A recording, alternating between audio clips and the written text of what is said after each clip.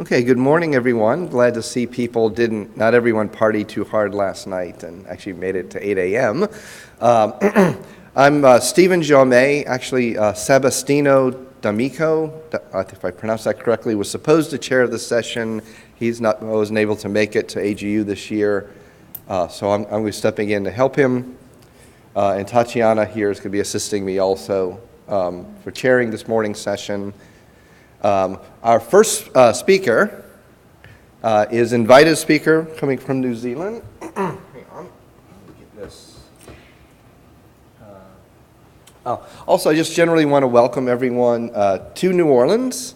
For those of you who know me, probably know this already. Those who don't, this is actually my hometown, so please enjoy yourself while you're here in New Orleans. And our first speaker today is Anna Kaiser from New Zealand. And she has many co-authors. She'll be talking about the role of complex site and basin response in Wellington, New Zealand during the 2016 MW 7.8 Kiakura. Did I pronounce that correctly? Kaikoura. I'm still not good at my New Zealand pronunciations. Earthquake and other recent sequences.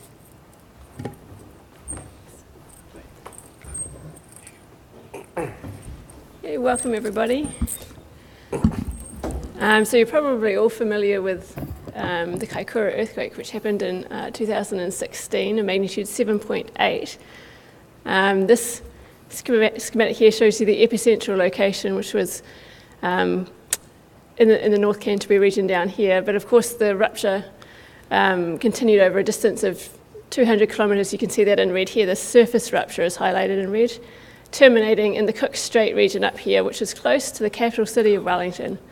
So Wellington was about roughly 50 to 60 kilometres away from the termination of the earthquake rupture and did suffer significant damage in some of the buildings in the central business district.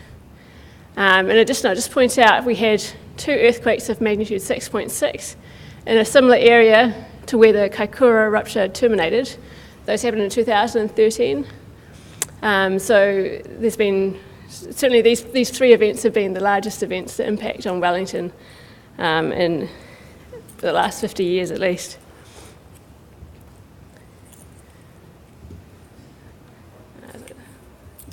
All right. So this plot just shows you the recorded peak ground acceleration during the Kaikoura earthquake. You can see the scale is for here vertical and horizontal, and this is a 0.2 G. So you can see the PGA in the Wellington region was relatively moderate, ranging up to 0.28 G here in parts of Wellington City. There were, however, very significant differences between rock sites and soft soil sites, as you can see, in terms of frequency content and amplitude. I should just point out that central Wellington is here, and this is the Lower Hutt Basin, which is another reasonably populated area. If we compare the PGA as well in the 2013 6.6 Cook Strait earthquake, so again, this was a similar distance from Wellington, slightly closer than the termination of the Kaikoura rupture. And you can see the PGA was quite similar, at least in central Wellington, somewhat lower in Lower Hutt. And today I'll focus on the central Wellington region where we have evidence for complex site and basin effects. And the site effects or basin effects in the Lower Hutt region were a little bit more simple, correlating quite well with the known geology and the 1D site period, if you like. And that's discussed in a paper that's just been submitted. So this is a zoom in of the central Wellington region with the location of strong motion stations shown here. So it's reasonably built up in a concentrated area on the flat ground. And if you have a look at the surface geology, you can see it forms basically two basins. So here the Thornton Basin in the top and the Tiaro Basin in the bottom. This line here delineates our soil classes. So class D is in the orange colours here. And that's the deeper part of the basin, so ranging up over 100 metres in places. 100 metre depth. So just a note before we go on, the New Zealand site classes used in design codes rely on these spectral shapes for different soil classifications as shown on the left. So in Wellington, for instance, there's a significant difference between the Class C and Class D design spectra. And this boundary runs right through the central city, creating a sort of a strong economic line for building design, and depending on which side of that line you fall. And you don't need to know the details of how the classes are defined, but just to note that they're not generally based on VS30, and that the CD boundary is in fact based on the 0.6 second site period contour that run through central Wellington. So that corresponds to approximately 60 metres depth in the Wellington region. So this plot just shows you the spectral accelerations recorded during Kaikoura earthquake. The Class D design spectra for 1 in 500 years is shown in black, and you can see at some locations in the deeper parts of the basin, in the port areas, the spectral accelerations actually exceeded design spectra between 1 and 2 second period, although we're well within design spectra at shorter periods. The average of the Class D sites is also showing this distinctive spectral bump between 1 and 2 seconds. And of course, most of the damage was concentrated in mid-rise structures, of which there are a number through the central city. This is just another plot with a few more of these spectra shown. In addition, overplotted here is the median GMP prediction from McVeary 2006, which is what the design code is based on, showing you that the average ground motion in red, you see the average Class D, it follows that median prediction quite well, apart from this 1 to 2 second spectral bump, and exceeded it quite substantially for some of these locations. The 84th percentile is also shown here, so it was up at the 84th percentile or higher for most sites.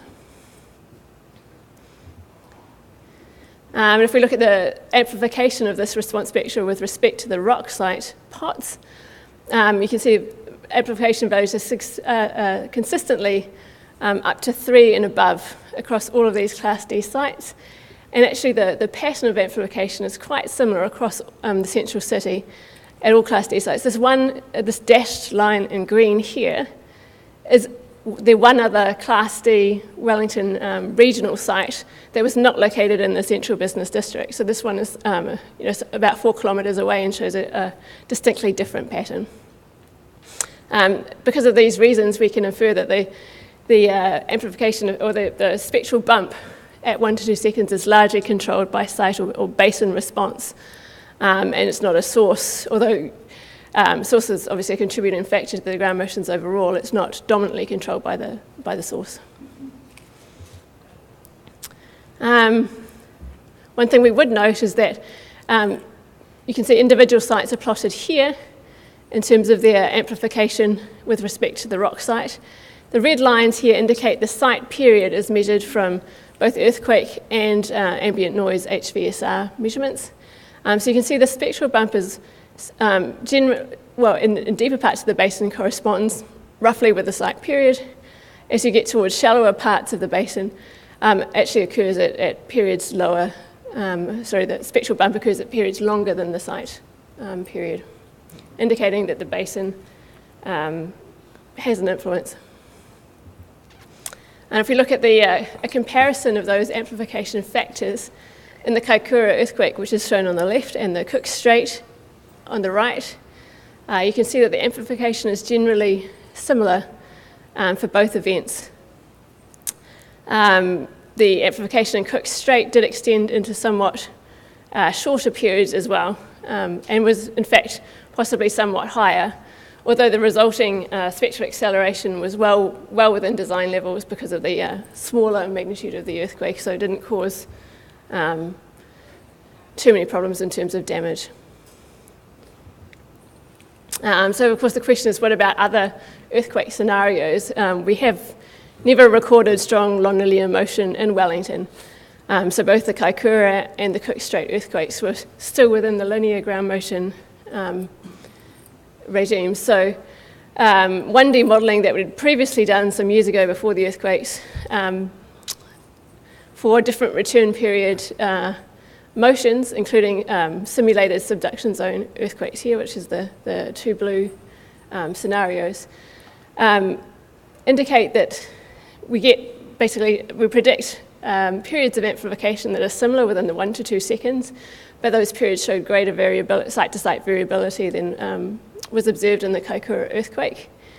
They did significantly underestimate the observed amplifications. Now, obviously there's a lot of uncertainty in this type of modelling. The velocity profiles and soil parameters are somewhat unconstrained, so it could be due to that, but also I think we infer from these observations that it's likely that the 3D basin and basin edge generated surface waves are contributing to the observed amplification that we see, which wouldn't be surprising given the very confined nature of the Wellington Basin and the steep-sided and complex subsurface topography. So these observations prompted a review of design spectra for central Wellington, essentially prompted by the damage that was observed. And so just to summarise, the basin effects are not fully captured in design codes, but do have significant implications for Wellington.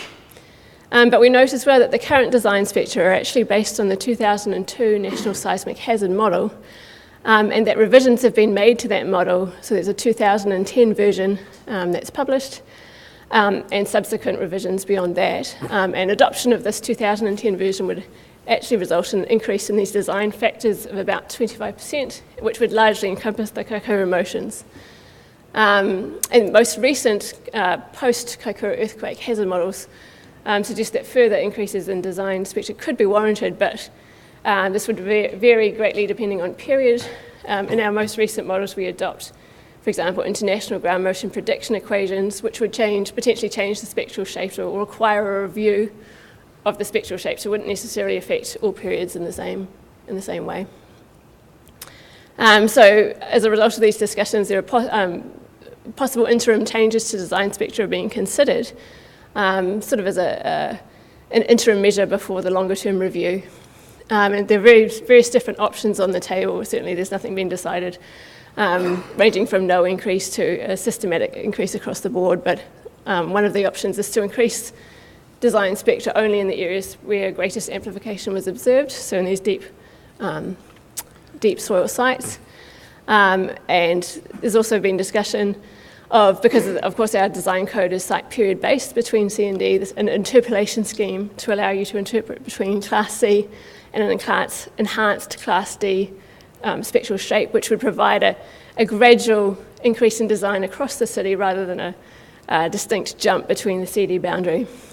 And certainly an early version of this sort of interpolation scheme has been adopted around the country as well in some cases. So longer term changes to the Wellington design spectra will be informed by ongoing research. So at the moment we're working on better characterisation of the Wellington Basin. I'll talk about that in a little bit in the middle, the initial results coming from that. And ground motion simulations to better understand 3D basin effects. So my colleague Rafael Benitez and Kim Olsen did simulations in 2005, which did really illustrate the effect of 3D basin effects. But we now have better constrained local models which we can refine our simulations with. And also this review of spectral shapes reflecting the most up-to-date seismic hazard estimates for the region, and the use of now additional New Zealand and NDA West 2 GMPs in the hazard model. So this is just a little bit of work on the 3D basin model here. A 3D view of Wellington. You see this is the collection of borehole data that we have. What you will notice is that we don't have unfortunately, many deep boreholes that hit rock in the middle of the basin. So grey worky rock is this dark blue colour here, so you can see where the boreholes hit rock. There are some isolated boreholes in the deepest parts of the basin, and we hit rock around the edges of the basin, but otherwise we have many shallow boreholes which provide constraint on the upper surface. And so we've been busy updating the 2010 version of this model, and we've been able to much better define these shallow sedimentary layers in the top, say, 50 metres, but there are still some questions about the basement depth in places. So this is just a model of the basement depth currently. And the Wellington Fault runs through here. You can see the bounding one side of the basin. And there was also a newly discovered fault observed in marine data offshore in the harbour over here, the Aotea fault. The location of this fault on land is somewhat unconstrained. Hasn't been mapped through the surface sediments at this stage. This was just discovered last year, I believe. So this is a map of our, this is the 2010 basement depth in our current working version. So you can see we've made some modifications. The points in dark blue here show you the locations of boreholes hitting basement. So you can see mostly around the edge and then a couple of isolated spots in the middle. Then of course we've got the sedimentary fill forming the uppermost layers of the basin here. So we've characterised these sediments largely by their stiffness or their hardness. So stiff, dense sedimentary deposits, largely Pleistocene here, and then Holocene deposits, including the areas in grey, which are engineering or hydraulic fill. And then essentially based on the scheme of Siemens, we have assigned average velocities to these layers, including a new definition of an engineering fill unit, which wasn't included in the original model or mapped in that model. We've also collected a whole lot more HVSR measurements to refine the site period maps, especially in the deeper parts of the basin where we have significant uncertainty in our 3D model. And I'll just show you here, this is a really quick and dirty contour of those measured, so HVSR measurements on the left, and this is the calculated site period from our 3D basin model. And you can see they match pretty well across between the two data sets. At this point, we haven't merged these to form a final site period map, but it's quite encouraging that we're getting quite similar results. You can see these sort of sharp boundaries in our model are due to the man-made fill areas, and also the presence of the modelled faults. It might be difficult to see, but we've got these black points here. That's where the site period is within 0.1 second of between each of these two different maps. So you can see that occurs quite widely across the Tiaro basin. So there, the site period is quite well constrained by the model, and it varies quite significantly up here. So where you've got these red dots, they indicate that the site period from HVSI measurements is somewhat longer than you'd expect from the model. So this could be due to a number of different factors that we're looking into right now. In particular, basin effects is extending into the edges of the basin here. You've got very complex effects in here, so quite variable site period measurements.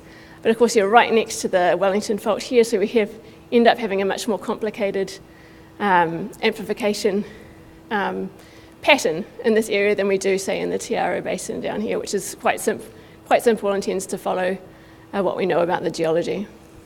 And what I haven't shown or talked about is, when you start delving into the individual HVSI measurements, you see quite significant complexity in terms of polarization of amplification and different frequency peaks, and also some vertical amplification, and we're just based on earthquake data, earthquake ratios. So we're just reading through that at the moment to understand all of these effects. Just the early results do highlight that basin effects are probably likely in shallower parts of the basin.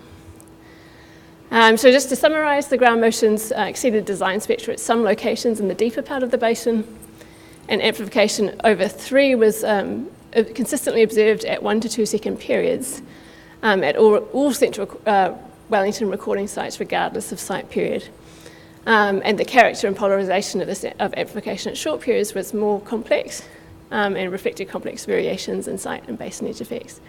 And so we've got updates underway to the 3D basin model and site class, site period maps, and the research is informing a longer-term reviews of design standards for Wellington.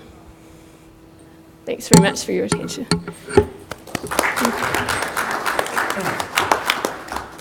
All right, we have time for some questions.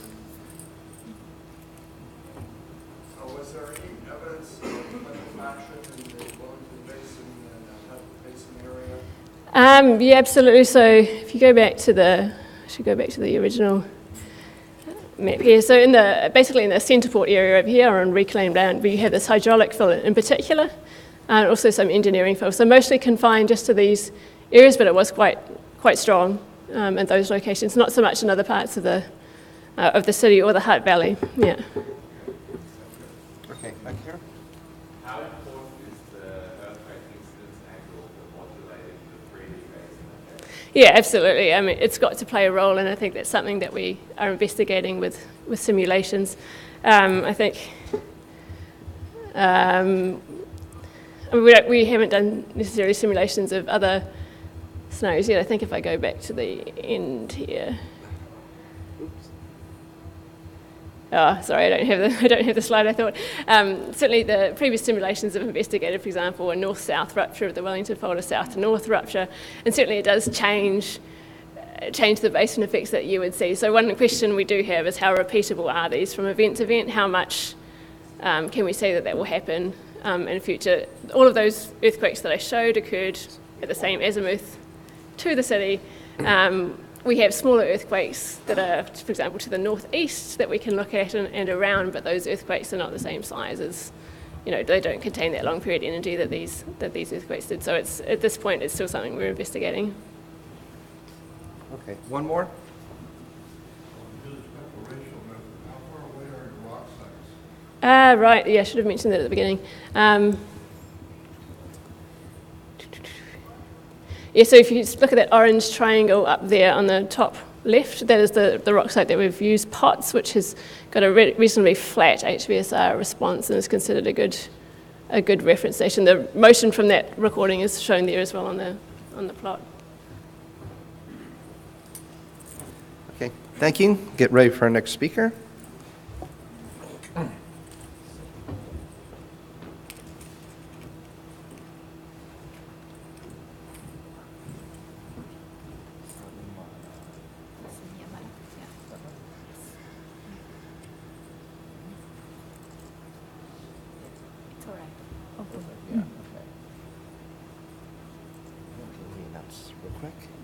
Okay, our next speaker is, let's see, Masumi Yamada, with co-authors Mori, Yamada, Hara, Fujino, and Hayashida, I believe, on unconventional damage patterns in Mashiki Town during the 2016 Kumamoto earthquakes.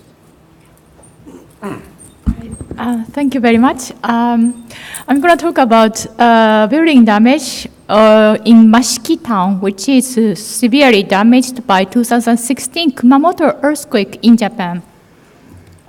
And let me summarize what is Kumamoto earthquake. It's very unique earthquake because they have two strong shocks within 2 days. The first earthquake occurred April 14, 2016. The magnitude was 6.5. And the second earthquake was only 28 hours later, and it's slightly bigger than the first earthquake. And both earthquakes, the Mashiki Town, which is very close to the epicenter, was subjected to very strong shaking at the level of MMI 10. So it's heavily damaged in this Mashiki Town. The first earthquake rupture is about a little bit south of Mashiki Town, and the second earthquake is rupturing from west to east through this Mashiki. And here is a map of Mashiki, which is shown in the gray color. And the red line shows a subsurface rupture observed after the second earthquake. And the blue line, like light blue line, shows Akitsu River, which is running from east to west through the Mashiki. And here is a distribution of collapsed buildings. So you can see red area, which is severely damaged area, is concentrated in the Mashiki Town, especially along the river, Akitsu River. So we focus on this, target center of the Mashiki area. This is our target area, which includes town hall. They have observed seismic records. So we have performed building damage survey in the field. So we checked the building one by one, and also we evaluated local site effects by using ambient microtremor measurement. So first I want to talk about distribution of building damage. We're going to use this damage pattern chart, which is proposed by Okada and Takai, and this is widely used in Japan. to evaluate the damage of wooden structures. But here we focus on D4 and D5 at the bottom, because that's very important, like significant damage. And D4 is tilted structure, tilted damage, and D5 is story collapse structure. So one of the story is totally crashed. That is the definition of this D4 and D5. And this is some photo of the D5 structure, totally collapsed structure in Mashiki. For example, right and bottom figure shows, it looks one-story building, but it actually was two stories building, and then first story is completely crashed. So these are definition. It's pretty obvious to see, this D5 structure. And let me show you the results quickly. So here is our target area. So we performed 1,000 buildings in this area and checked one by one and to take the photo of the structure. And blue color shows no damage, building with no damage. And green color shows slightly damaged, and red and orange is like heavily damaged structure. So you can see it's very concentrated. Damage is totally very concentrated. And you can see Akitsu River at the south, and also there is another river, Tetsa River, in this north and south direction. But this area close to the river is no damage. It's very, very minor damage. And on the other side, a slightly north part here, they are concentrating, the collapsed buildings are concentrating, which is very counterintuitive, because we think usually if you are close to the river, you have a thick deposit and the ground motion amplification is larger, and they cause strong ground shaking and they cause more damage to the structure. So this is very strange, and we want to know why this happened to this area. So first we're going to check the local subsurface soil structure to see the effect of the subsurface amplification. So we performed the same area, and we performed microtremor measurement for this about like 100 points. And each point, we use 5 sensors to measure the array measurement of the ambient noise. And here is a result of H over V spectra. This is very simple. I'm just plotting the peak amplitude and peak frequency of H over V spectra. And you can see the area close to the river, so especially here and here. You can see it's very orange color and big circle. That means the lower peak frequency and very peak amplitude is larger. So that means spectra is very peaky. So that suggests you have either like very low velocity or very thick deposit. And also the peak is very sharp. That means you have a strong velocity contrast. But the northern part, which has strong the heavy damage, they have green color and smaller circles. That means you have a higher peak frequency and the peak is very narrow. So there is some difference. Also, we have a microtremor array measurement of my ambient noise. So we're going to use that to compute the dispersion curve. And then each dispersion curve is corresponding to the velocity structure, but here thickness and VS, shear wave velocities are known for each layer. So we're gonna use logging data at town hall, which is only a couple of 100 meters away. So we have a VPVS of that logging data. So we constrain this VS, and then we're going to invert the thickness of each layer of the velocity model by using genetic algorithm. So note that the first layer is really soft. It's only 70 meters per second. So that is extremely soft soil. And this one is showing the thickness of this very soft soil layer. And you can see the color difference of the color. So I'm going to divide the green color and the yellow color, which is about 3 meters thickness. So I'm dividing 2 areas for this 3 meter thickness of the first layer. And I can circle like this way. So this gray area, they have very shallow, thick, soft soil material. So that means deposit is very thin. And the bottom, they have a thick deposit, about 20 meters of this soft soil material. That is, this is common. That is common sense because, if you are close to the river, you have a thick deposit. That is, intuitively that is very obvious. And let's compare with that damage, our damage survey. And you can see it's very good agreement with this damage of our damage survey, building collapsed buildings. But it's completely opposite. You have very thin soft soil material, and then you have very heavy damage of substructures. And also I'm showing this geomorphological map of this area. And you can see this yellow one at the bottom is floodplain. So this is essentially all like river flow. And then the damaged area is T4, which is river terrace, which is slightly higher than this floodplain. So this damaged area is very much consistent with this river terrace. And we also had aftershock observation in this area. And aftershock data shows very large amplification in floodplain. So this is also opposite from main shock, because main shock, the floodplain, no damage. So that is very strange. So one of the key things which may be able to explain this strange phenomena is nonlinear response analysis. So we performed that to 3 sites. This, the square one is town hall, which we have observed seismic data and logging data. So one and the triangle 1 and 2 is the area we just picked our ambient noise site, and they have a severely damaged area and the representative of no damage area. And we performed nonlinear site response analysis by using KickNet data, which they have logging data and also borehole seismic data. They are like about 700 meters away from our target area. So at the deeper part, we use just linear response analysis. And shallower part, at the top 50 meter, we apply the nonlinear response analysis. So we apply a nonlinear constitutive law for G-gamma curve for each layer. And we assigned that nonlinear curve, nonlinear constitutive law for each layer.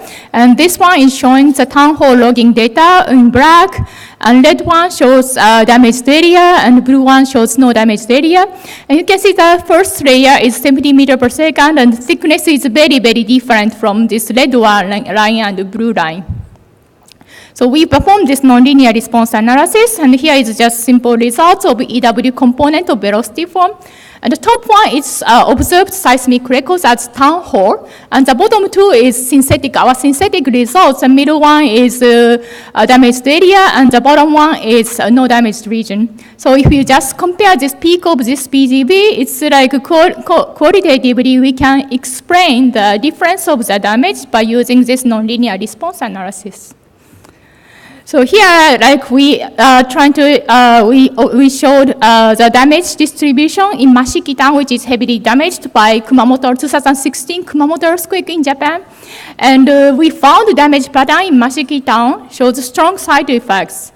And damage less in area of the softer side characteristic, which is counterintuitive. And which might be possibly due to nonlinear effects during strong shaking. Okay, thank you.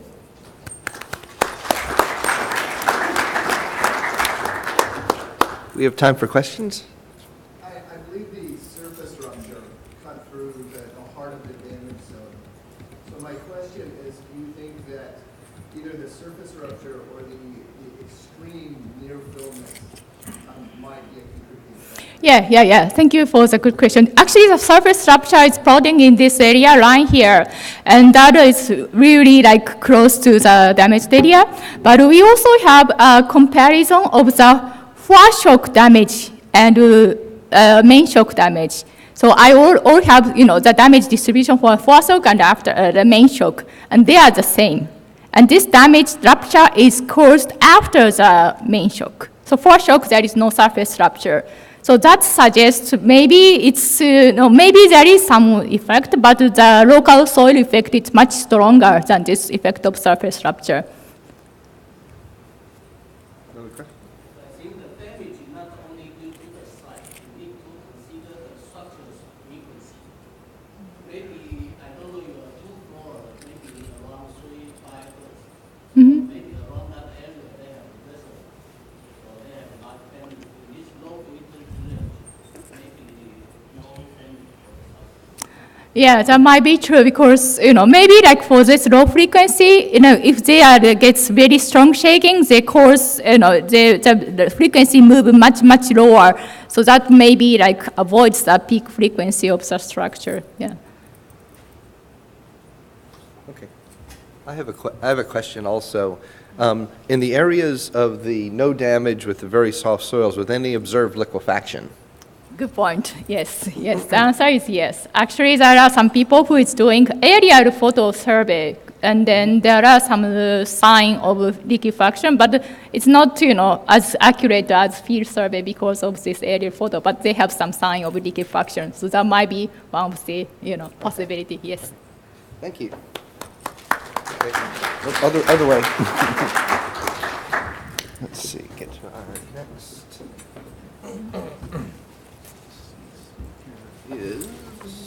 You're on the back side? On the PC.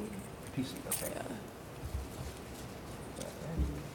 Yeah, there it is.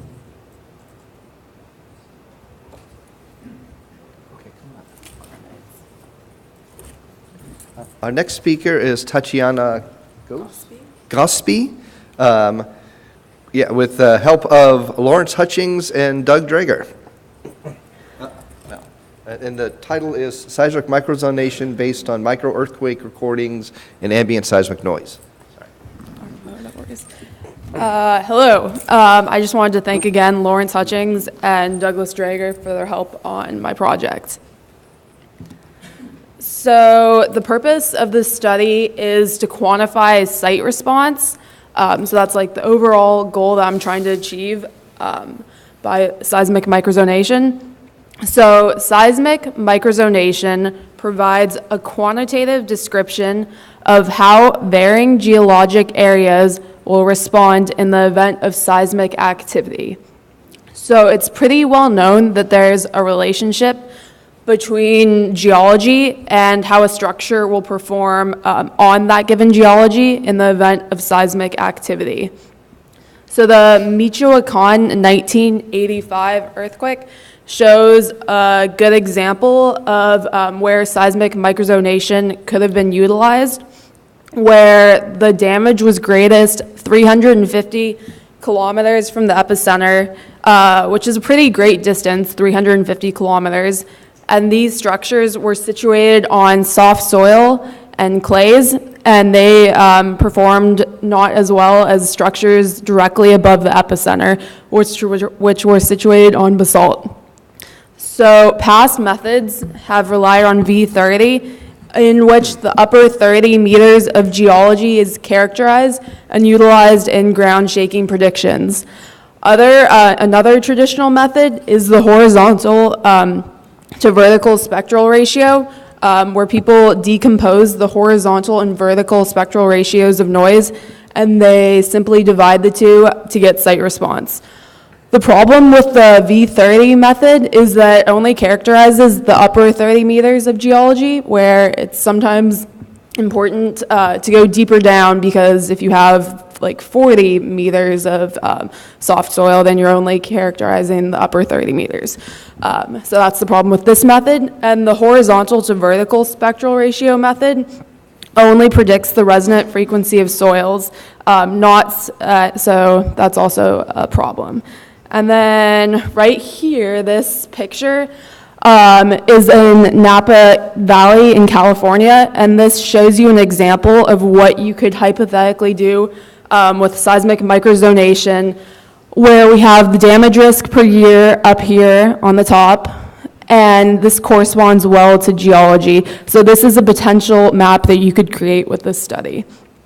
And this study is applicable to firm soil or rock where we do not expect non-soil linearity. So for this study, my study was in Northern California in the upper Napa Valley in Calistoga, where right here, this is just a USGS geologic map. And this area was really nice to study because in Napa County, there's so much variable geology. So we have alluvial fan deposits right here in the center of the valley. which is denoted by the yellow, the yellow parts of the map. And then surrounding the valley, we have rock units, which are the orangish, reddish colors.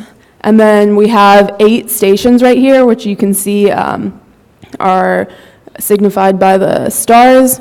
And Calistoga was a really great place to have this study because Calpine has geothermal power plants 25 kilometers north of this area, which is very useful for this study because of their increase in wastewater production. There's been an increase in earthquakes over the past 30 years, so we utilize these earthquakes for this project. And also, of course, because we're in California, there's lots of faulting, so we also captured some earthquakes from, of course, faults. And so I use 2 methods. The first method is an inversion to find site response directly from recordings of small earthquakes. And the second was to use ambient seismic noise. So to record these 2 forms of waves, the ambient noise and the small earthquakes, I just used these boxes right here, which were manufactured by JARPI Instruments, and they're useful to use because they're inexpensive, so therefore you can place them throughout a city. And they just have a battery inside, a micro SD card, and some sensors, and a solar panel so we can leave the instrument out for longer times. And then also it's important to make sure the instrument's making good contact with the ground right here, where we use liquid cement because you want to make sure that the instrument's actually capturing the geology of the site and also that the instrument's level with the ground. So inside these boxes, we were using OYO 11D sensors. And right here, I'm showing you a comparison of why we could trust OYO 11D sensors, where I have GRALP sensors on the bottom, and you know this is a seismogram from 2 different earthquakes, and then we have the Fourier transform on the bottom. And OYO 11D sensors are around $500, whereas GRALP sensors can be around $40,000. So that's a pretty crazy difference in cost. It's an 80th of the cost. And the OYO 11D sensors are good for the frequency band that we're interested in, which is 0.5 to 50 hertz. And the calculated scalar seismic moment of OYO 11D and the GRALP from a regional earthquake is similar, which is why we can confidently use these sensors. Okay, so the first part of my study is to use the small earthquake method, which I'm going to talk about. So this equation just shows you the solution to the observed spectrum, which is defined here. So I'm going to solve for 3 parameters by inverting an earthquake. So the factors I'm going to solve for are the corner frequency, which is down here, omega naught, which is the long period of the spectrum normalized to provide the moment of the earthquake. And I'm also going to solve for whole path Q, which we find from just the travel time of the seismograms, because it's R divided by QV, where R is the distance traveled from the source to the receiver and V is the velocity. So here is where I am inverting the theoretical source of the spectrum. So right here on your guys' right, this is seismograms from one earthquake recorded at many stations. And then to the left, we have the Fourier transforms, and we have the fits to all the Fourier transforms. So like I said on the previous slide, the 3 factors that we're finding is omega naught, which as you move to the left, they all converge to the same omega naught. And then we're finding the true corner frequency because they all have an apparent corner frequency. As you can see, they're all slightly different, and the whole path Q. And they all have the same source effect, which is why we can pull these 3 factors out, or these 3 parameters out. So right here, I'm just pulling out one of those segments that I was showing you guys before. So right here, I'm just pulling out one of these Fourier transforms and the fits. So you can see that the fits the Fourier transform well. So to find the site response, all I'm doing is dividing the Fourier transform by those 3 parameters. And when you do that, you're left with what I define as site response, which is amplification plus kappa. So these are the results. So this is at one of our stations, which is situated on alluvial fan deposits. And we have the P wave on top and the S wave on bottom. And you can see there's a pretty broad peak between right here, 3 to 6 or 5.5 hertz, where the amplification rises right here to about 1.5. And the dashed lines are just the standard deviation from taking the square root of the sum of the squares of multiple earthquakes recorded at the station. And the small standard deviation suggests that our data are good. And then the S wave, you can also see the amplification from 2 to 4 hertz and 6 to 8 hertz. And also, this result's interesting because people often just take the horizontal divided by the vertical ratio, and that wouldn't give us site response in this case because our P wave's not flat and it has a site response of its own. So the second part is to use ambient noise site response. So the basic idea is that ambient noise propagates through the same geology that an earthquake propagates through, and therefore by using ambient noise and stacking multiple spectra from different time periods, the site response will emerge. It is important, however, to have good ambient noise or regular ambient noise. Right here we have some irregular noise where you can see there's a truck or person walking through right here. And in contrast, this is good ambient noise that I was trying to utilize. So again, bad ambient noise, good ambient noise. You can just visually see the difference.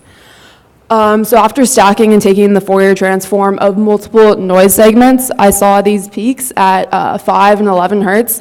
And these do not always indicate that there is site response because I saw these peaks at multiple stations, practically all of our stations in Calistoga's Valley. So I believe these peaks are due to a generator or some other natural cause in Calistoga, and they're not actually site response.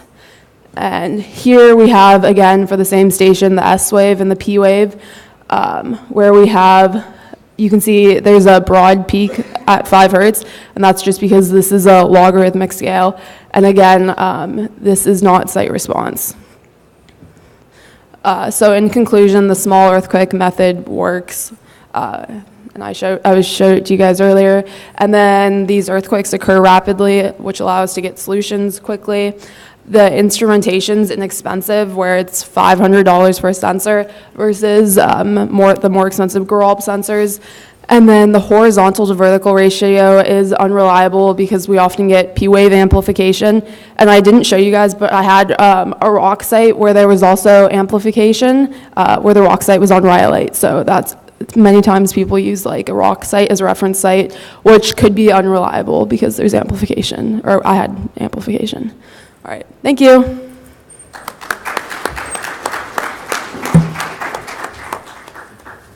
We have time for questions?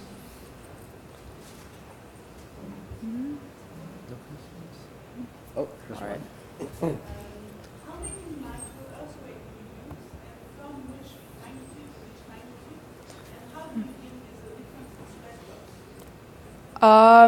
We used, I believe, as many as we could get, but it had to have a good signal to noise where like the earthquake wasn't obscured. And I believe the magnitude was anywhere from 2 to like 3.5 moment magnitude. And then I can talk to you after about the stress drop. Okay, thanks. Get ready for the next speaker.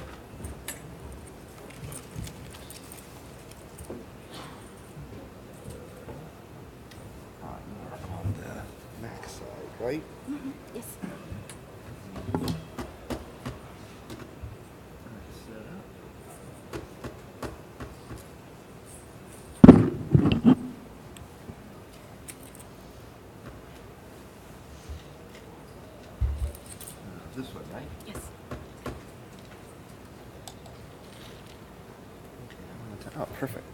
Okay, our next speaker is Lingling Yi, together with Victor Sai, Tom Heaton, and Hiru Kanamori on quantifying long-period site response in basins using teleseismic earthquakes, a case study in the Kathmandu Basin. Good morning, everyone. I will present our preliminary investigation on quantifying long-period site response in the Kathmandu Basin using teleseismic earthquake. As we can see from this figure, that the long period, the lateral period of a building increased with building height. So the long period ground shaking from 1 second to about 10 seconds that we are interested in is quite damaging for tall buildings. During the 1985 magnitude 8.1 Mexico earthquake, the Mexico City was heavily damaged, although the city is more than 200 kilometers away from the earthquake. During the earthquake, 200 buildings were collapsed in the Mexico City, and most of them were about 8 to 18 stories. From the seismic record, we can see that the lake bed site in the Mexico City, where those collapsed buildings were strongly amplified by a factor of about 5 to 10 at a period about 2 seconds, which is close to the lateral period of those tall buildings, or those collapsed buildings.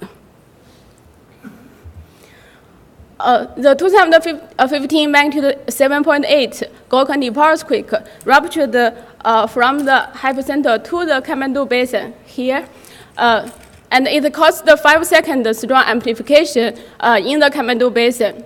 This 5-second amplification could be very damaging for 50-story buildings. Fortunately, buildings in Kathmandu barely exceed 4 stories. So actually, the damage is much less than what we expected.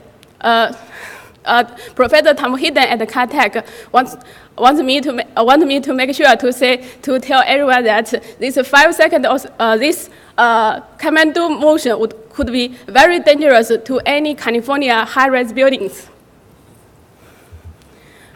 So this long period amplification is actually quite peculiar among available strong motion observation from large earthquakes. So 2 ideas have been proposed to explain this observation. The first one is from Galaska et al. They conduct a detailed source study and propose that the smooth source rupture process has excited this long period ground shaking in the basin.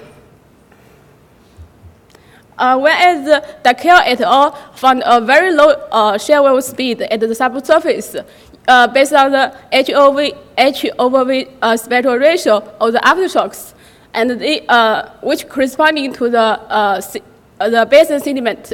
And this basin sediment has strongly amplified the long period ground motion in the Kathmandu. However, both methods actually using local observations, so there could be some strong trade-off between the source, site, and the path effect. To separate the site effect from path and source effect, we are going to using teleseismic earthquakes. The idea here is very simple. It's similar to the receive function. So instead of using 2 components recorded in one station, we're using the broadband record recorded in the basin station and the nearby rock station. Because at the teleseismic distance, the shear wave have nearly vertical incident angle. So those vectors can be viewed as a typical site response of the vertical incident SH wave, which can be modeled by the Thomson-Haskell propagation matrix method. So here is one simple example showing the the response for the one-layer model. And we can see that the long period the strong long period amplification can be achieved by a thick layer with very low shear wave speed. Usually, seismologists will not put broadband station in the basins because those records would be very noisy. And fortunately, actually, at the Kathmandu Basin, during the seismic array high climb, they put one broadband station in the basin, this NKDMG, along with lots of stations at the rook site. And this broadband station is only about 650 meters from the strong motion station, KNTMP, which has recorded the strong long period amplification during the Gulf earthquake. Next, I'm going to show a waveform comparison between this NKDMG observation versus this bedrock station H0280. We can see that the distance between them only about 30 kilometers. So the first example is for a deep earthquake, magnitude 7.3 deep earthquake at the sea of the Akaska, which is about 50 kilometers away from the Kathmandu. And the top trace shows the basin recording, and the second trace shows the rock recording. So from these two traces, we can see that they have similar P and S arrival, but the P and S wave are highly amplified at the basin site. And also we can see very strong coda waves at this basin site. If we zoom in the S wave window, we can clearly see there's a strong amplification at the basin site with a period at about 3 seconds. We actually got a similar result for a magnitude 7.2 shallow earthquake from Sumatra. Actually, previous example have is from the north, and this example shows the waves from the south. If we do in the S wave window, we can also see lots of strong oscillation at a period about 3.5 seconds. So for each rock site, we take the spectral ratio with the basin site. So then we can get the site response for this basin site. So all these spectral ratios shows that there's a strong amplification with the factors about 10 to 30 in a narrow period band of about 2.5 seconds to 4 seconds. So first, we actually try to predict the site response using the existing model. This model by Dakell et al. Use the HOV method at the basin site, and we use the class 2.0 at the rock site.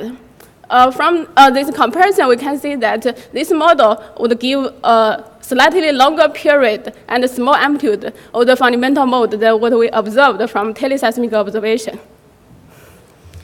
Next, we performed a simple grid search for a variable thickness and the shear wave speed for assumed 4-layer model. And also we assumed the empirical relationship between the density and the shear wave speed, and also the empirical value for the Q for each layer here. So we can see that our final velocity model showing by this red curve can give a good match of our observed site response from teleseismic data.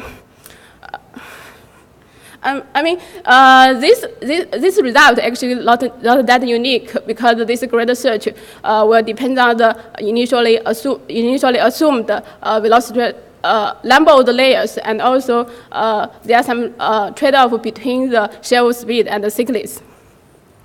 However, overall, I think our 1D model is consistent with the thick lake bed sediment as previously indicated by the geological observation and the microtremor analysis. And at the top 200 meters, there's a very low shovel speed, which may be related with the thick backclay material in the center of the Kathmandu. So next, with this 1D velocity structure, we try to predict the strong motion as observed in the central Kathmandu. Actually, we use a very simple SNP model by teleseismic data only. And from this comparison, we can see that our 1D model can approximately explain the strong long-period amplification recorded in the Kathmandu Basin. There is some overpredict amplitude at the loss surface component. This could be due to that there's a larger uncertainty of the absolute SNP location from teleseismic source model. But we think it could be due to the nonlinear effect during the strong shaking, during the Gokul earthquake. So actually, even we use a different reference site, we found that the amplification during the 2015 Gokul earthquake had a longer period and a smaller amplitude than what we observed from teleseismic data. So this could be due to the nonlinear static response. In addition, we look at the strong motion data and made the spectrogram for this strong motion data. And we can see that there's the dominant period actually is shorter when the shaking gets weaker. So this is actually quite strong evidence of the nonlinear static response. If we actually from this record, the PGV is about 0.1 meter per second. If we use the shear wave speed of about 6 meters per second, we determined from our 1D structure, the approximate dynamic strain is about 2%, and the dynamic stress is about 0.1 megapascal, or about 17% here. So this dynamic stress and strain is about at the level of the yielding stress or strain from the soft sediment material. So it's quite likely the nonlinear static response has happened during the Gokul earthquake. And if the nonlinear effect did happen during the Gokul earthquake, it will cause the strong amplification of the high frequency ground motion. Actually, that may explain the mysterious paucity of the high-frequency motion in the Kathmandu Basin during the Gokul earthquake. So to conclude, using broadband record in the Kathmandu Basin from teleseismic earthquake, we observed a strong amplification of the factors from about 10 to 30 in a narrowed frequency band of about 2.5 seconds to 4 seconds. And this could be caused by the thick lake bed sediments. And we can approximately explain the strong long-period oscillation during the 2015 Gokul earthquake from our inferred 1D structure. So from the longer period and the small amplitude during the Gokul earthquake as compared to what we have compared to the static response we observed from the teleseismic data, it suggests that nonlinear static response due to the strong shaking in the Gokul earthquake may have happened. And the last point is, given the frequent magnitude large earthquake that occurs globally every year, our approach can provide a direct measure of the site-specific long-period amplification in basins, and it will help constrain the shallow layered structure that eventually will benefit the 3D wave simulation. But of course, for our approach, we need more broadband station in basins. That's all for my talk. Thanks for your attention. I'm happy to take your questions. Yeah, we have time for one question. We have one question? Okay, thank you very much. Oh.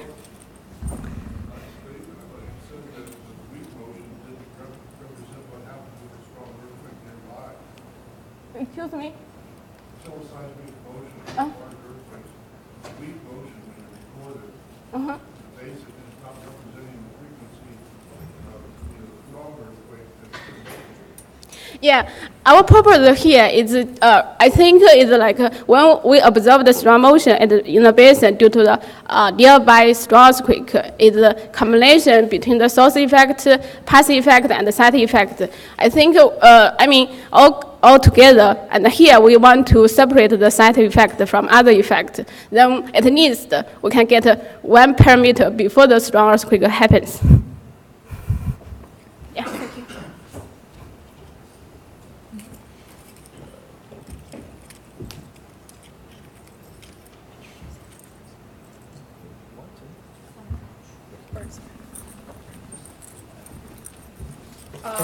Our next speaker is Hiromichi Nagao, and his presentation is on seismic wave field imaging of long-period ground motion in the Tokyo metropolitan area of Japan. Thank you.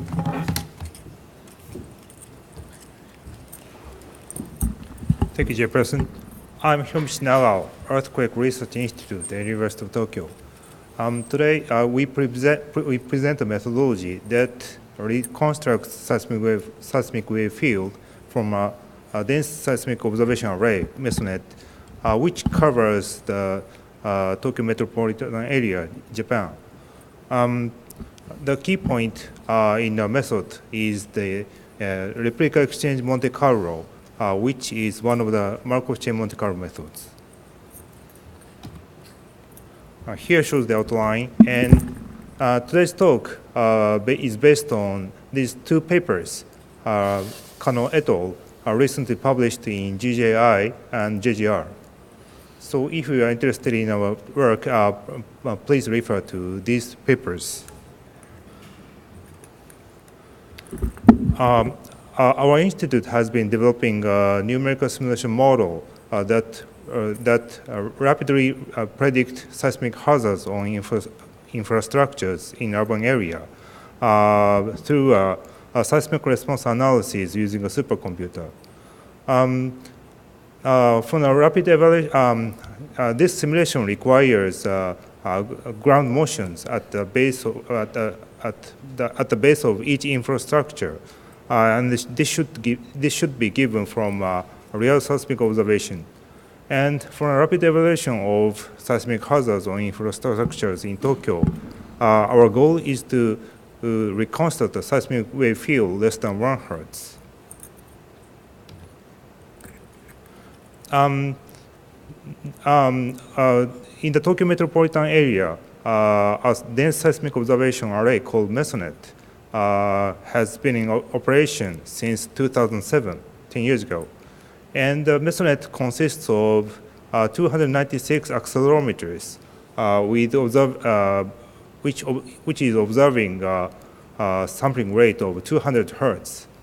And this is a very dense observation array, but the infrastructures in Tokyo distribute much more densely. So we have to use and integrate physical models and observation data in order to reconstruct the seismic wave field, especially in higher frequencies. In our method, we have to compute the theoretical waveforms, assuming appropriate subsurface model and source information. For simplicity, we assume a horizontal layer subsurface model and a point source for the epicenter. And according to the compilation of various observation evidences, such as Koketsu et al. 2009, the subsurface beneath the Kanto Basin, on which the Tokyo metropolitan area is located, seems to consist of 3 layers on the bedrock. So we use this model as the subsurface model. When we compute the theoretical waveforms, we use the wave number integration method proposed by Hisada in 1995. And this can compute the theoretical waveforms with giving a horizontal layer subsurface model and a point source. And as I said, the key technique in our method is the replica exchange Monte Carlo, or REMC. And this can estimate the model parameters related to subsurface and hypocenters. And the model parameters to be estimated here are the seismic velocity, VV and VS in each layer, and the thickness of each layer, and hypocenter location, and origin time and magnitude. And these are the model parameters to be estimated. And this is the model parameter vector which summarizes the model parameters. And first of all, we assume a prior distribution for each model parameters, and we assume here the prior distribution is a Gaussian. And we assume the prior distribution by referring to the accepted subsurface models such as the Kokes et al. And we use the information of the source information released by Japan Meteorological Agency. And then we compute the theoretical waveforms by giving a parameter set. And we compare the computed theoretical waveforms and observed waveforms. Then we can get the likelihood function by comparing these waveforms. And finally, we can obtain the posterior distribution on the basis of the Bayes theorem. And what we want is the posterior distribution. And the key technique in our method is the replica exchange Monte Carlo. And this REMC method can obtain samples from the posterior distribution. Suppose that the posterior distribution or target distribution is Px, and this is the Px. And in the replica exchange Monte Carlo, we prepare a PDF family that consists. This is the target distribution, and these are the distributions made from the target distribution. These distributions are smoothed by the different temperatures. And then we apply a conventional Markov-Chain Monte Carlo, such a metropolis method, to each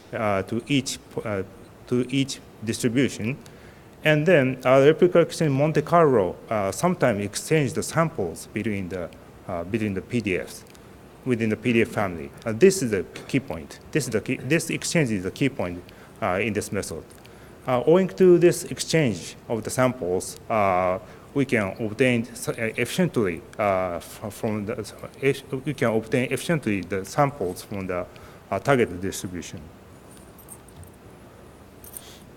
And now we validate the proposed method through the numerical tests. In this numerical test, we use two subsurface models. One is a very simple one, half-space model, and another one is the subsurface model that consists of 3 layers on a half-space. In the case of the half-space model, we assume that we know the true information of the hypocenter, so the parameters to be estimated are only 2, VP and VS in the half space. So we can illustrate the color map of the posterior distribution through a grid search. So the black dots indicate the samples obtained by the conventional metropolis method, and the metropolis method starts from here and goes like this, and it is trapped in a local maximum and never goes to the true values. And on the other hand, REMC starts also from here and goes like this, and suddenly jumps to near true values, and finally reach true values. This jump is owing to the exchange of the samples within the PDF family. This is a key point of the RMC method. And then now we test the proposed model by using a more realistic model. And the synthetic data we assume the synthetic data is obtained given by a numerical simulation, assuming that earthquake takes place on the surface of the Philippine Sea plate. This is the synthetic observation. And we applied the proposed method to this synthetic observation and subsurface model, and we obtained a marginal posterior distribution for each parameter related to the subsurface model. This is the layer 1, layer 2, layer 3, and the VP, VS, and thickness of the layer. And a black histogram indicates the marginal posterior distribution obtained by the RMC method, and the gray one is the Metropolis method. And we can confirm that the RMC method can obtain a posterior distribution close to the true value. Then this figure compares the reconstructed waveform green line and the synthetic observation. And you can see the direct waves properly reconstructed by a method. And on the other hand, reflected waves are not reconstructed. But this is obvious result. Obvious result because we use the horizontal layer subsurface model. And this movie compares the reconstructed waveform and observed waveform. Color in the circle indicates the observation, and the color in the background indicates a reconstructed waveform. So you can see the color is consistent in the direct waves, and later the colors and in circles and background are different. This is the direct reflective waves are not reconstructed by the method. And as I said, this is the obvious result. But keeping in mind that our purpose is to predict the rapid prediction of the seismic hazards or infrastructure. So the reconstruction of direct waves is enough for our purpose. So and finally, we applied our method to the real mesonet data in the central Tokyo. We applied our method to the observation data at 50 observatories.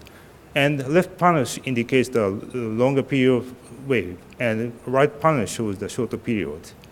And you can see the color in the circle and background are consistent in the case of perfectly consistent in the case of long period. And in the case of short period, the color in the circle and background partially consistent. But I'm sure that the movie are fluctuated. I don't know why.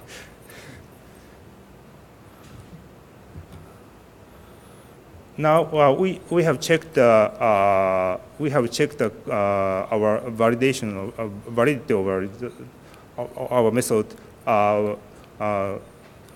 and we checked the two indicators: variance reduction (VR) and combined coherence fit (CGOF). The VR is an indicator of consistency in the time domain, and CGOF is an indicator in the frequency domain. So you can see the VR, both VR and CGOF are is rapidly worse in the case of the conventional Metropolis method. But you can see the both indicators are much improved by using the proposed replica exchange Monte Carlo method. So our method works well in the higher frequencies. Now this is a summary. We have developed a seismic wave field image method that reconstructs wave field simultaneously estimating more parameter related surface model and hypercenter information based on the replica exchange Monte Carlo. And we successfully constructed wave field less than 1 Hz in the central Tokyo by applying the proposed method to real mesonet data. And rapid evaluation of seismic hazard on large-scale structures would be possible by implementing the reconstructed wave field to numerical simulations of seismic response analysis. So thank you for attention.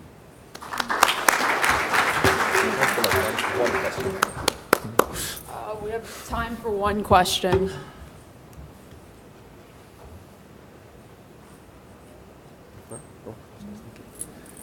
Question? All three components, were they three components on all of you tried to predict, so did you use all three components? Sorry, I can hear you. Were there three components as well as this array, and did you try to predict all three components if that's the case? Okay. Was it three-component data? Three-component data. Yeah. Were you using three-component or single? Yeah. Tell that. That's his question. Was it three-component data? Three-component data. Yes, Oh, yeah. yes, it That's was. the question. Okay. Thank you.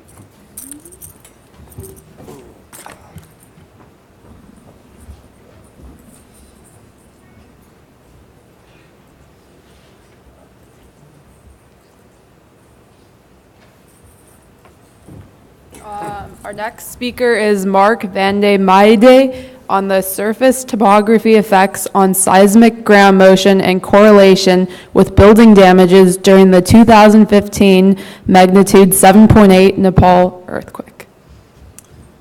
Thank you very much.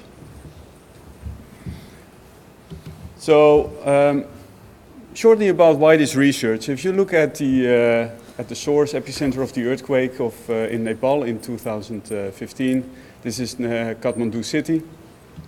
You will see that it started off here with relatively low energy releases, but the strongest energy release, well, the energy, the fracture is propagating over here. It's very close, just north of Kathmandu Valley, about 20-25 kilometers. So, although the epicenter, the start was relatively far away, the maximum energy release was pretty nearby.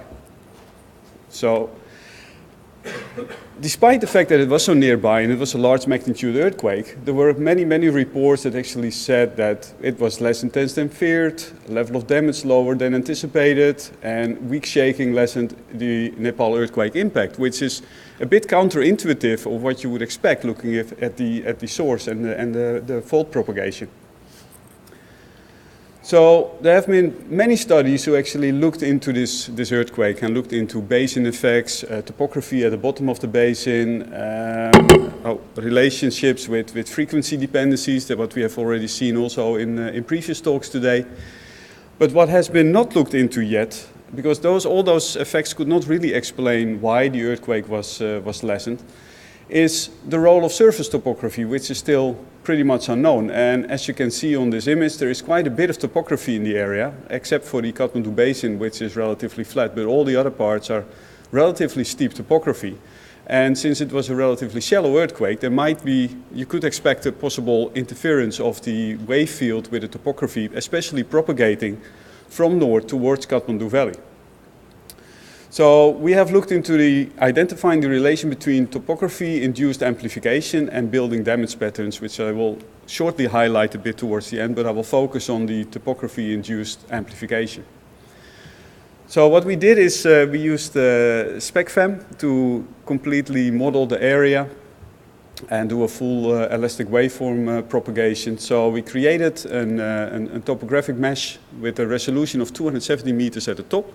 This was a bit of trial and error that we have tested for the Kashmir earthquake in a relatively similar topographic setting. And 270 meters was found there to give still reliable results while strongly reducing the computing power that you would need for a full 30 or 90 meter resolution model. So we applied the triplication layer at a few kilometers depth to reduce the computational time for the lower part of the model. We have used a CMT solution. We have also looked into the finite fault plane solution from the USGS, gave very little changes, but it would significantly increase the area that we had to model. So we tested it on a subset of the 30th most active points of CMT points in that finite fault plane solution, and that gave a not significantly different result from only working with the maximum energy release CMT. So we have stuck to the CMT solution. This is the CMT solution from the former Harvard site. So, and what we did in the end was we calculated the peak ground displacement, velocities and accelerations. The results that I show are for displacement, because previous studies have already shown that amplification effects are more enhanced in lower frequency signals like displacements rather than in acceleration. So this is what has been going in and out. This is the topography, and you see the two ridges over here, and I will have a nice picture for you at the end of the presentation on how those mountain ranges look like. Everywhere you will find the larger basin boundary in all the images and the most densely built up area. This was roughly the propagation, the rupture propagation path. And these are the two models that we have created. We have created one without topography. So we stripped the topography away and did there would be no topography present. And you see a nice smooth propagation pattern. And this is the one if we would include topography on there. And I will show a bit on, to show you a bit of reliability of our measure, of our modeling.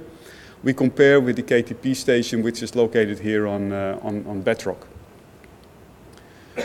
So, well, based on this kind of analysis, we don't see too much. You see very clearly the side effects, but if we now look into, for example, amplification, which is then enhancing the signal compared from a situation without topography compared to a situation with topography, we can clearly see the effect that the topography is causing on the wave field propagation and the amplitudes.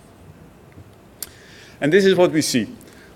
We have some topographic effects overall over here. Those are strongly related to local ridges where you get a trapping of energy. And the most interesting part is in this area.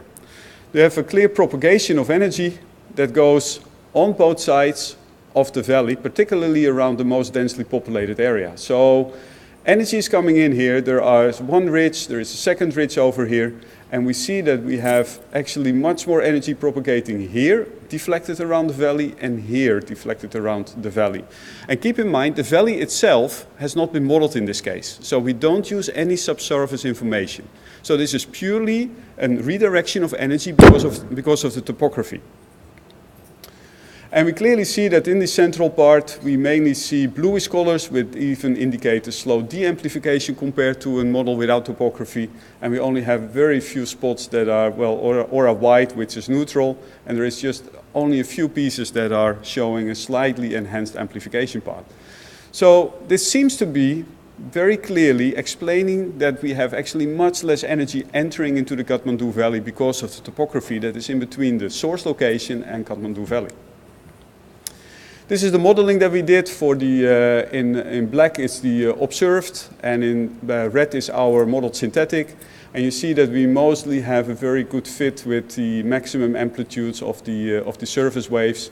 The others are a bit off, but we have used a very simple velocity model, and there is no other subsurface parameters included in there. But overall, we think that we have very reliable propagation in this modeling. So what we see, we believe is true.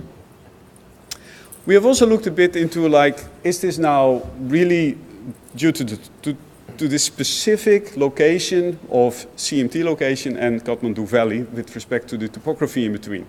So we have tested 4 other different scenarios. The 4 alternative CMT locations are based on other very strong maximum energy release moments of the finite fault plane solution from the USGS, and they are up here, up there, down here and here, where the original CMT is here. So they have a spacing of about 10-15 kilometers in between. And we clearly see that all of them give much more amplification in the Kathmandu Valley. This solution shows pretty much a slightly increased reddish color over here, so clear amplification. This solution would have been disastrous, massive amplification in Kathmandu Valley itself, which would then add to the effect that previous presenters have already shown on the sediment modeling over here. Other solutions show either a strong amplification in the southern part and a de-amplification in the north, or slight amplification in the bottom and some more enhanced de-amplification at the bottom. So we see that the topography, the effect of the topography, plays a very strong role in tunneling the energy in these kind of environments. So the directional effects are very strong and very large. We have also looked a bit into the comparison with damage data. This is at an individual building level. You will see here in the different colors, very low, moderate, high, and very high damage. You see the same contour lines, which are now not so clear because there is so much information on top. There are different inventories here. Some are really at building level. Some have been more aggregated results. And we compare them on the background with amplification in the different colors. So if you look overall, we see here on the percentage of amplification versus damage, moderate to severe and destroyed. And we see that there is a correlation, although the standard deviations are pretty large, probably due to either local side effects, and we haven't taken into account different elements or different construction purposes, so the strength of the buildings. If we do this more on a spatial pixel level scale for the whole area, for where we only have our data, we see that our modeling predicts very well that there is no damage where we have de-amplification, and at other places we have only a few parts in the Kathmandu Valley that actually show this was the small red ridge that apparently is not coming up very well. It's probably a subsurface structure that is not in our model, very, very well represented. But we overall see that about 2/3 of the cases we predict the damage pretty accurately. So a short key point summary. The role of the surface topography during the 2015 Nepal earthquake, first of all, prevented significant amounts of energy to enter into the valley. The topography between the source or the maximum energy release and the valley itself has, because of the topography trapping and deflecting of energy, has led to a clear buffer between the source, the CMT location, and the valley itself. It restricted the amplification to a minimum level, so about 0 compared to when there would have been no topography or even de-amplified at quite a few locations. And it kept the intensity of damage low in the valley interior. Alternative scenarios that we have evaluated clearly showed that in any other scenario that could have happened in this area, we would have seen much more amplification in the area. In the relation between amplification and damage, we see that a higher grade of damage has occurred when the amplification values are higher, and for around 2/3% of the area, the topography-induced amplification successfully explained the intensity of damages in the study area. In terms of future hazard, it should not be thought that because Kathmandu was now apparently not hit as bad as what was expected, we have shown that if there would be a similar kind of earthquake, but just at a slightly different position, Kathmandu can still be very severely hit by an earthquake. And looking at the past historic records of earthquakes for this area, we think that there is still a lot of danger for Kathmandu, and this should not be taken, this event should not be seen as one that we can now sit back and relax. Kathmandu is safe, but the chance is much more likely that the next time it might occur at one of the CMT locations, the alternative scenarios that we have tested, and still significant work needs to be done. And maybe we should actually see that we have not implemented in our models yet because of time constraints. This is quite recent work of a few months old. And also computational resources. We haven't included all the subsurface information on basin structures yet that I've seen coming by today. But I think a combination of the two would be really an added value for future studies. Thank you very much for your attention.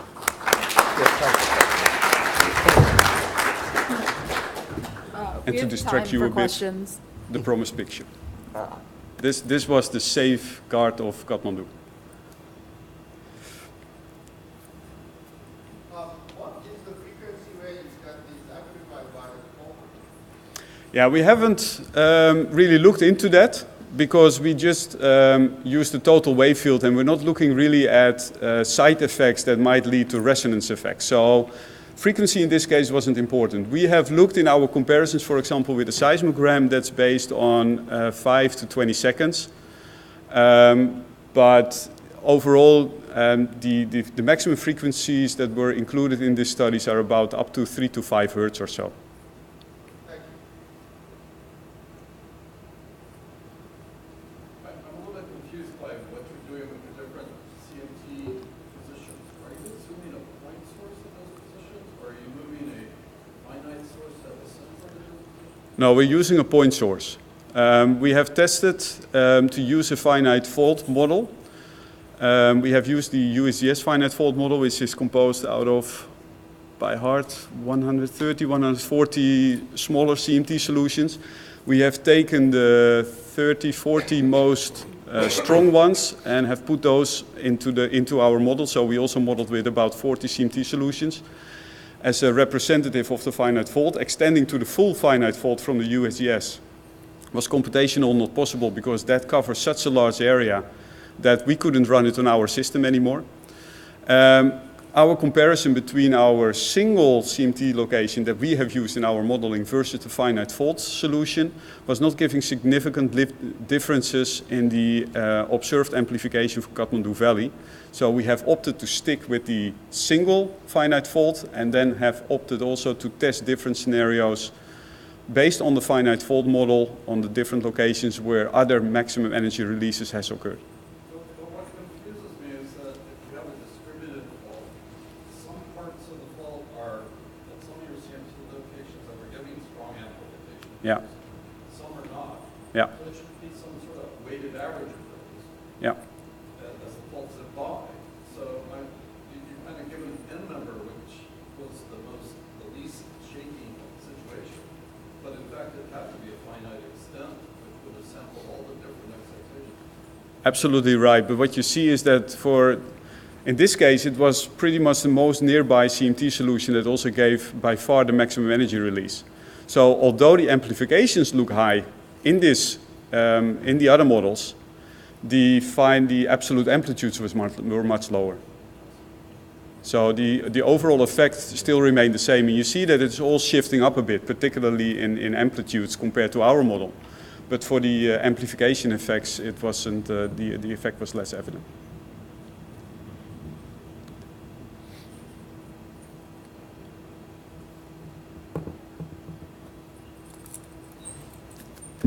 Okay, thank you very much.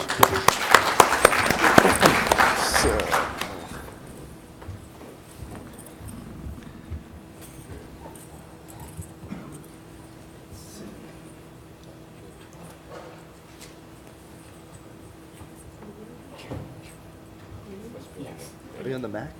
Yeah. Okay. Mac. Whatever. Yeah, sounds like it gross.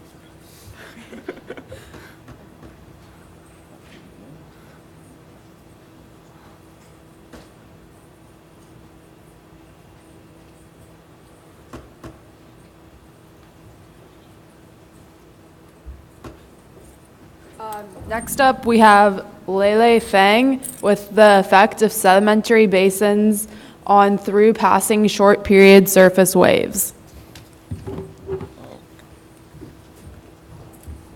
Okay, so good morning. Today what I'm going to talk about is something a little bit different from the so-called site response effect of sedimentary basins. It's basically the effect of sedimentary basins on through passing short period surface waves.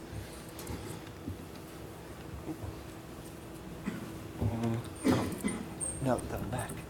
Okay.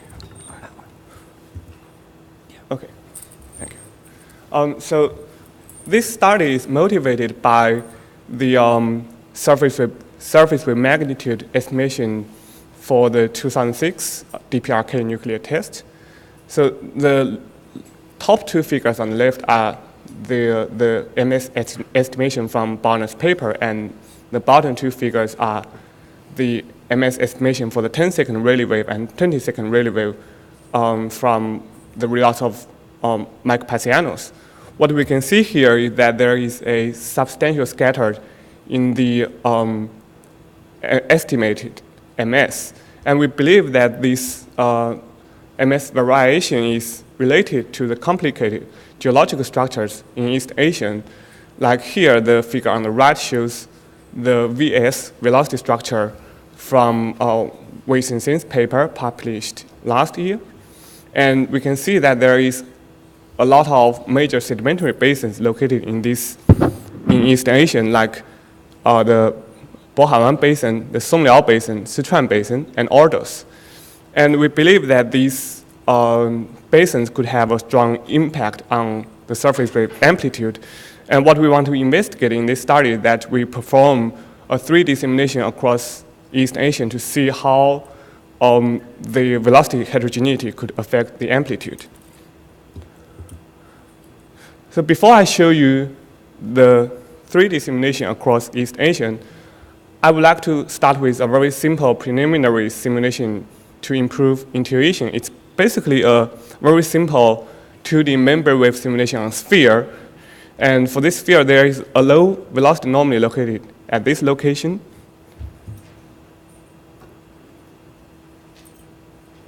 And let's take a look at the wave field. As you can see, when the wave field is traveling inside the low velocity anomaly, there is a distortion of the wavefront.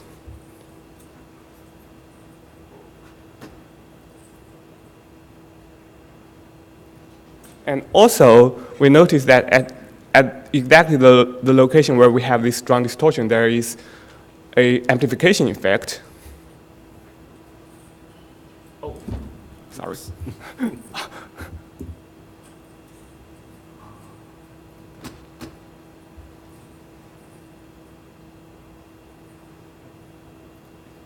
And downstream from the low velocity anomaly, there is a generation of secondary wavefront. The curvature of this secondary wavefront is different from the curvature of the primary wavefront. And those wave field phenomena could have an impact on our observation. Both the travel time and amplitude could be affected. And these are what we want to investigate in our 3D simulation across East Asia. So the input model for the 3D simulation is the so-called channel reference model. It's a 3D high-resolution VS model constructed using surface wave datasets. And the figures on the left shows the VS structure at 3 kilometer and 10 kilometer, and the figure on the right shows the crustal thickness map from the model. One thing you can see here is that this model actually nicely captured a lot of geological structures like the Bohawan Basin, Songliao Basin, Sichuan Basin, and Ordos. And the Q model that we implemented in the 3D simulation is a 1D Q model, because for simplicity reason, in this study we want to focus on the impact from the 3D velocity heterogeneity. The source is located in North Korean nuclear test site. It's an isotropic source with a moment magnitude of 4.1.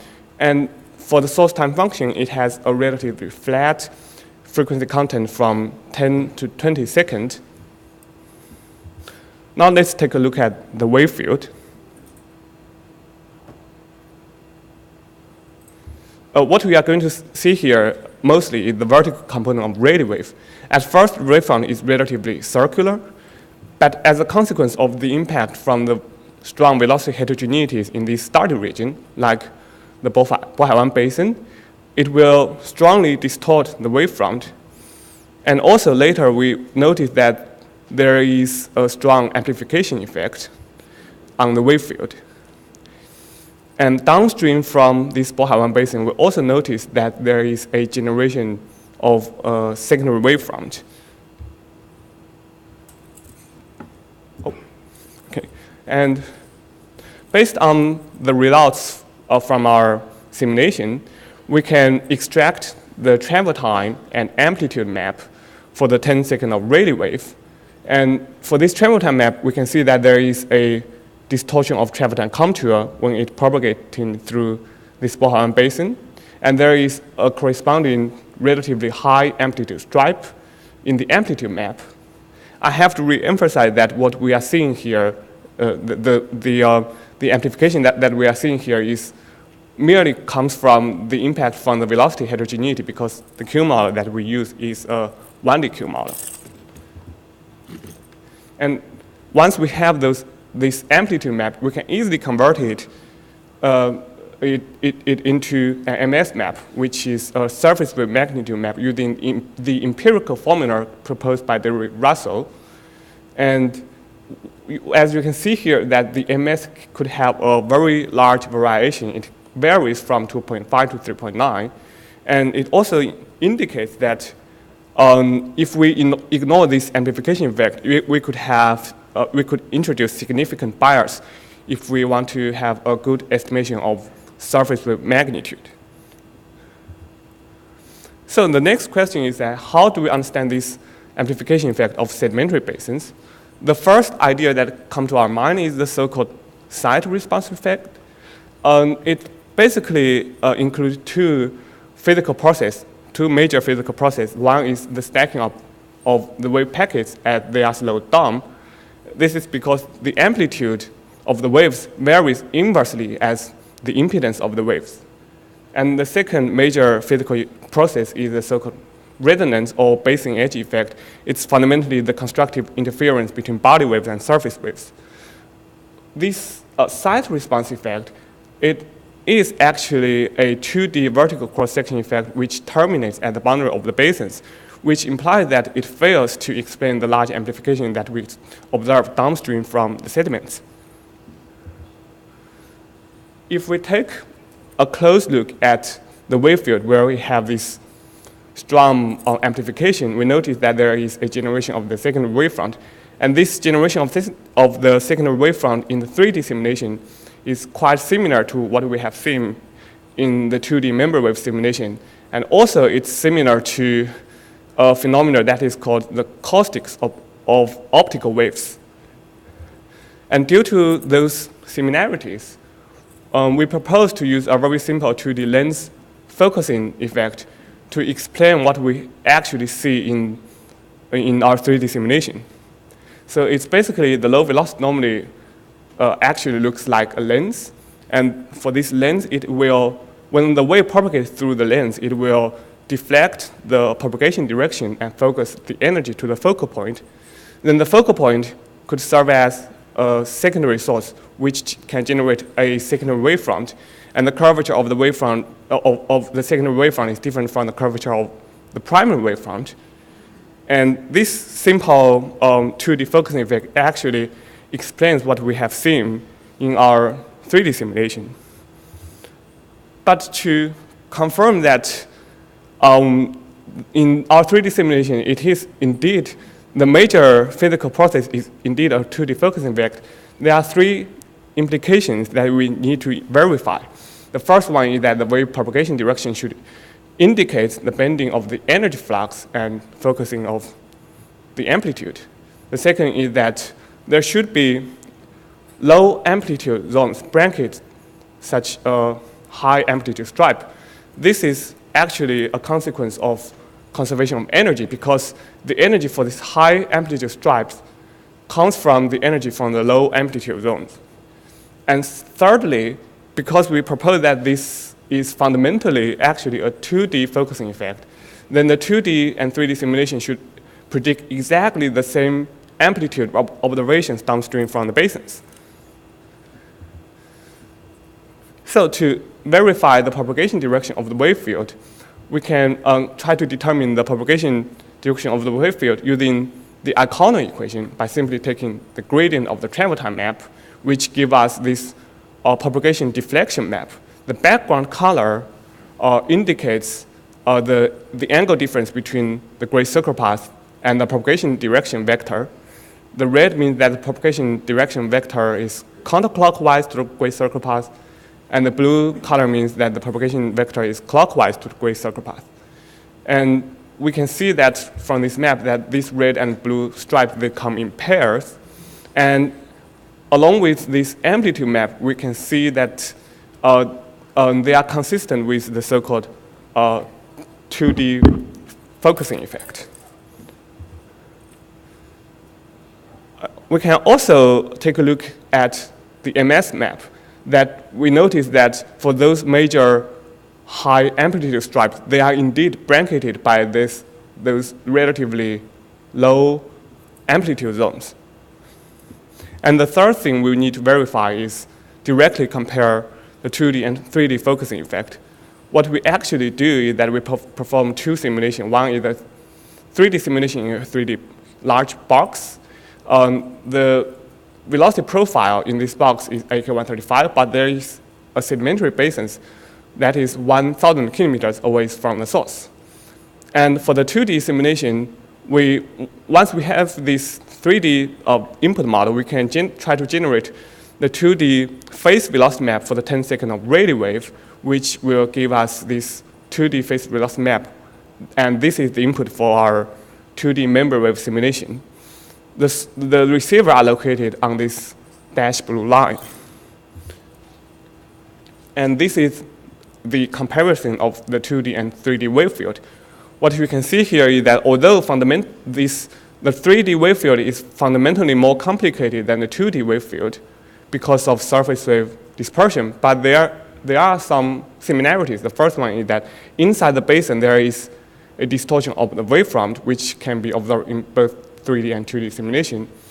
And also downstream from the basin, there is a strong focusing of the energy and a generation of this secondary wavefront. We can also directly compare the 2D and 3D amplitudes. So for this figure, this red stripe indicates the location of the basin. The green dot indicates the 2D amplitudes, and the blue dot with dashed line indicates the 3D amplitudes. And this red curve indicates a reference amplitude curve that when there is no velocity anomaly. What you can see here is that although there is relatively large difference inside the basin between 2D and 3D amplitudes, the major feature, that is this focusing effect, they are exactly the same for the 2D and 3D simulations. Also, there is a slight oscillation of 3D amplitude relative to the 2D amplitude. This is actually comes from the effect of interference of overtones, and we discuss this in more details in our paper. So to conclude, in this study, I explored the surface wave propagation phenomena across East Asia using China reference model and 3D simulation for radio wave at 10-second period. We noticed that there could be large variation in amplitude simply due to the impact from velocity heterogeneity in the crust. And if ignoring these effects may introduce significant bias in studies that require correct interpretation of the amplitude information. And also, the amplification effect downstream from the basin for the 10-second of radio wave is actually a very simple 2D lens focusing effect rather than any complicated 3D effect or the site response effect. And thirdly, our result infers that if you want to try to correct, make some amplitude correction, you can actually use a 2D phase velocity map rather than a 3D model, which is fundamentally much more simpler. And if you are interested in more details and related discussion of focusing effect, please refer to our paper. Thank you.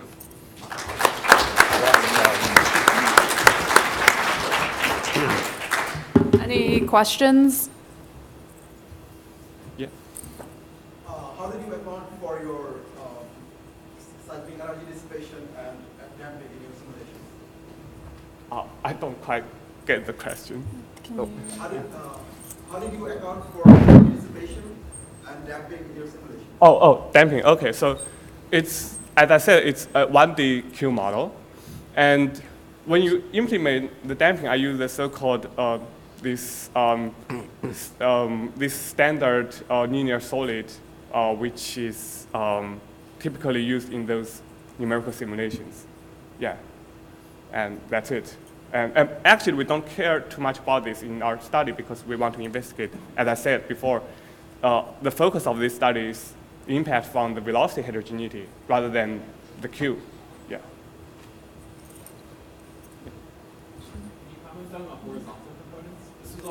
Yeah, this is only vertical component. Can you comment on the amplitude changes in horizontal? No, I don't do that. Sorry.